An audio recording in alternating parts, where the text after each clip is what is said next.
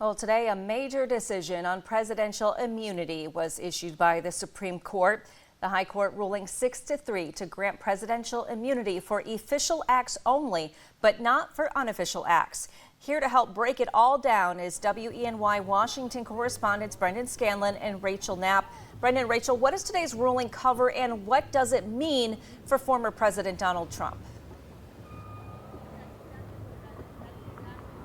Renata, good evening. Well, the ruling is pretty limited. In regard to former President Donald Trump, experts tell us that it doesn't really mean he is immune or not immune. The ruling simply provides a framework in which to analyze those immunity claims. Now, on one side, the Supreme Court is essentially saying we can't grant full immunity because that would be disastrous because there would be no consequences for anything. On the other side, they're saying criminal prosecutions back and forth when the White House changes parties would also be disastrous for the executive branch and the country.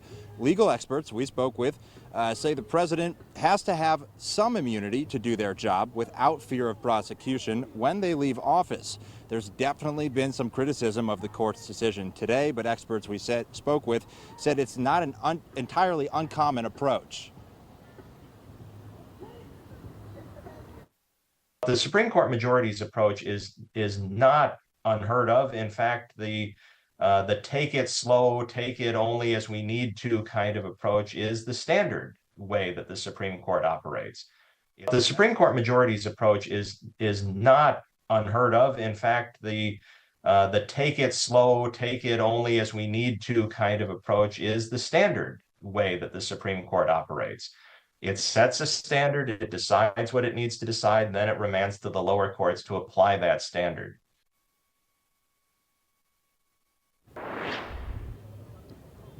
Renata, today's decision will almost certainly delay Trump's federal election interference case until after Election Day this November, as lower courts will have to determine what is an official act versus an unofficial act.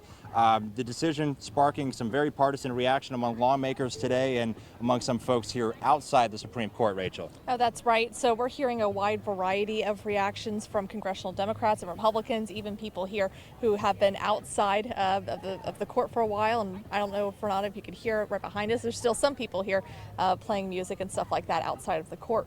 But for the most part, some of our local congressional members, our Republican members, they're calling this, in short, a ruling a victory for the former president, while others are calling it disgraceful. Now, take, for example, Pennsylvania Representative Mike Kelly says in part this ruling rejects the Department of Justice's weaponization against Trump. The Speaker of the House, Mike Johnson, also had a similar response to today's rulings, but Senator Schumer says this decision enables the former president to weaken our democracy by breaking the law, adding that it undermines the court's credibility and suggests political influence trumps all in our courts today. Outside, there were people there with mixed reactions to this case. Now, one person told us that this ruling is significant, but we should not have to rely solely on the Supreme Court to make these decisions. And so the culmination of United States political culture is all coming up to this moment, and I think it is a precedent-setting time in American history right now, and I think what we need to be doing is be careful what precedent we set.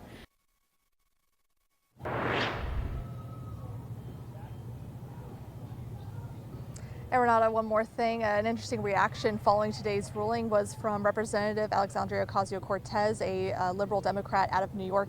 Something that she shared on social media was that once members return back to D.C. that she intends to file impeachment articles, but she did not say which justices she wants to file those articles for. Yeah, this will definitely be a really big topic, especially among lawmakers on Capitol Hill between now and that November election. Renata?